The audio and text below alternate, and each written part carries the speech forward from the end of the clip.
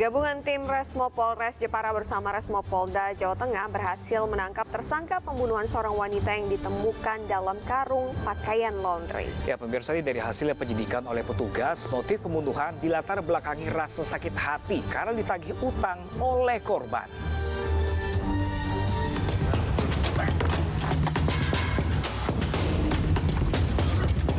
Inilah detik-detik penangkapan tersangka pembunuhan Krisnawati, 37 tahun. Wanita yang ditemukan tewas dalam karung pakaian laundry di hutan Desa Ngetuk, Kecamatan Bangsri, Jepara, Jawa Tengah. Penangkapan tersangka berlangsung di Jalan Kampung Tanah Abang, Kelurahan Kauman, Jepara. Tersangka pembunuhan diketahui bernama Nova Andika, 29 tahun, warga Petakean, Jepara. Penangkapan tersangka ini hasil kerja keras aparat kepolisian dari Polres Jepara bersama Polda Jateng dalam waktu kurang dari 24 jam dari waktu penemuan mayat. Petugas mengetahui identitas tersangka pembunuhan berdasarkan dari keterangan keluarga korban, karena korban sempat berpamitan untuk menagih hutang kepada seseorang yang tak lain tersangka Nova Andika. Dari hasil penyidikan, pembunuhan dilatar belakangi rasa kesal tersangka kepada korban saat menagih hutang. Sempat terjadi cekcok antara keduanya hingga tersangka akhirnya membekap mulut dan mencekik leher korban. Karena panik, tersangka membuang jasad korban ke hutan Desa Kepuk dalam kondisi terbungkus karung pakaian laundry. Korban dikatakan korban menagih hutang kepada tersangka dengan ancaman akan memberitahukan istri tersangka. Sehingga kemudian tersangka mencekik leher dan membekap korban hingga meninggal dunia.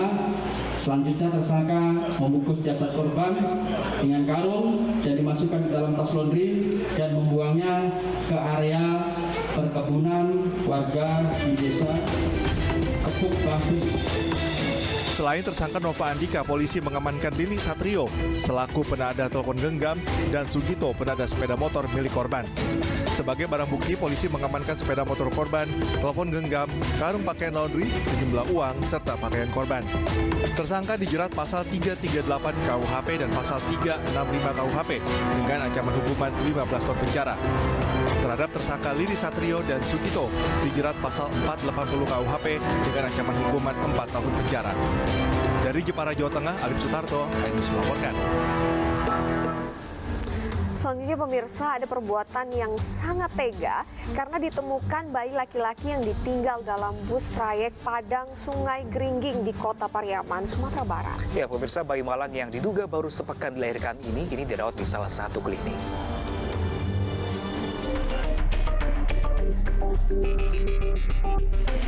Bayi laki-laki yang diperkirakan baru 4 hari dilahirkan ini ditemukan seorang supir di dalam bus trayek Padang Sungai Geringging. Sopir bus awalnya mendengar tangisan bayi. Saat dicari, bayi malang ini berada di kursi di dalam bus yang sudah kosong. Temuan bayi ini langsung dilaporkan ke Polsek Pariaman yang langsung membawa bayi malang itu ke klinik di Desa Rawang, Kota Pariaman, Sumatera Barat. Bayi dengan berat badan 2,8 kg serta panjang 48 cm ini dalam kondisi sehat. Namun untuk memastikan kondisinya, pihak klinik akan merujuknya ke dokter spesialis anak. Telah ditemukan seorang bayi laki-laki yang masih dalam keadaan sehat, ditinggal di salah satu jok atau tempat duduk di bus yang malam itu sudah dalam keadaan tanpa penumpang. Kondisi anak agak kuning sedikit karena mungkin seharian nggak dapat cairan. Jadi tadi pagi lah kita konsul ke dokter anak. Mungkin sore nanti kita bawa. Tadi pagi kita konsul melalui WA. Di sore nanti rencana kita bawa ke dokter anak. Untuk sementara, bayi yang diduga tidak diinginkan kehadirannya itu dirawat di klinik. Polisi masih meminta keterangan sejumlah saksi untuk mencari pelaku yang tega meninggalkan bayi tidak berdosa ini sendirian di dalam bus untuk mempertanggungjawabkan perbuatannya.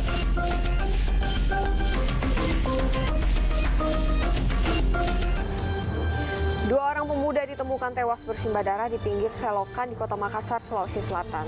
Ya, pemirsa, sementara itu pemirsa, viral di media sosial seorang pria di Palembang, Sumatera Selatan dibakar emosi hingga menganiaya sopir bangunan. Ya. Dan pemirsa, informasi ini juga sekaligus menutup acara kita dalam Lapor Polisi hari ini. Terima kasih sudah menyaksikan Lapor Polisi.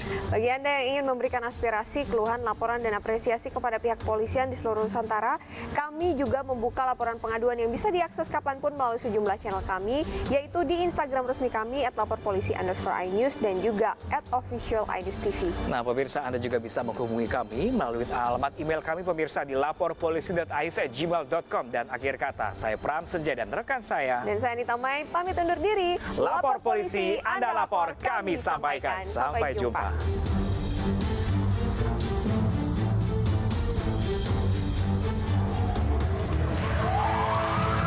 Dua pemuda ditemukan tewas bersimbah darah di pinggir got di Jalan Metro Tanjung Bunga, Kelurahan Tanjung Bayam, Kecamatan Tamalate, Kota Makassar, Sulawesi Selatan.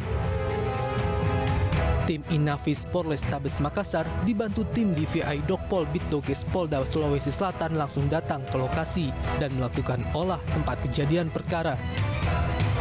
Polisi menemukan senjata tajam di tubuh korban dan satu anak busur panah yang tertancap di jaket bagian belakang yang nyaris mengenai leher korban. Identitas kedua korban adalah warga Kelurahan Pampang, Kecamatan Panakukang, Makassar. Karena tidak ada saksi di TKP, dugaan sementara korban mengalami kecelakaan tunggal. Ada busur ditemukan di jaketnya, jadi lengketnya terkait mungkin dibusuk di jaketnya. Sementara dugaan laka lantas nanti sementara pengembangan oleh tim dari Resmopam. Untuk mengetahui penyebab kematian, kedua korban dibawa ke Rumah Sakit Bayangkara Makassar untuk dilakukan proses otopsi.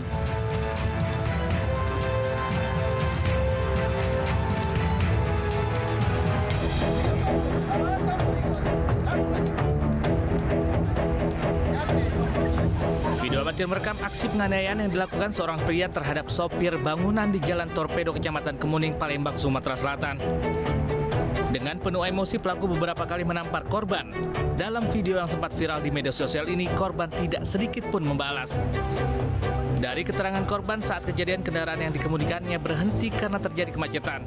Pelaku yang hendak menyalip tak terima saat ditegur korban untuk mengantri. Tidak terima atas kejadian tersebut, korban langsung melaporkan kejadian ke polisi. Pas kejadian kemarin, aku tuh kan posisinya lagi macet di jalan.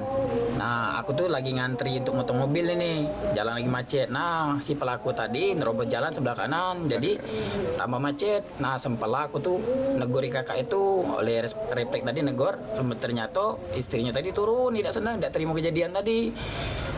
Sudah istrinya turun tadi, geser mobil, suaminya tadi kira tadi selesai. Ternyata suaminya nyusul, jadilah kejadian kayak di video itu, pemukulan tadi. Nah, sampai 2 kali pemukulan yang cukup keras. Pas yang terakhir itulah yang sakitnya. Kasus penganiayaan ini ditangani Polsek Kemuning, Palembang. Korban berharap kasus ini cepat ditangani pihak berwajib.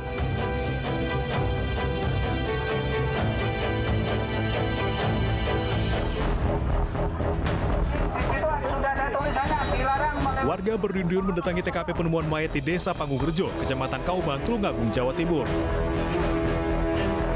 Mereka ingin melihat dari dekat penemuan MWZ 12 tahun setelah 4 hari hilang saat bermain di sungai. Petugas menemukan jenazah MWZ mengapung di Sungai Song, 5 km dari tempat yang menghilang. Petugas kemudian mengevakuasi jenazah korban ke rumah sakit untuk divisum. Setelah visum, jenazah korban kemudian diserahkan ke pihak keluarga di Desa Mojosari.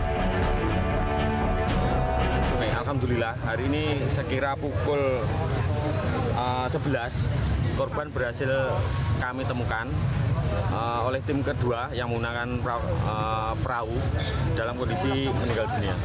Itu radius berapa kilo? Dari titik awal kejadian sekitar 5 kilo, Mas. Sekitar 5 kilo.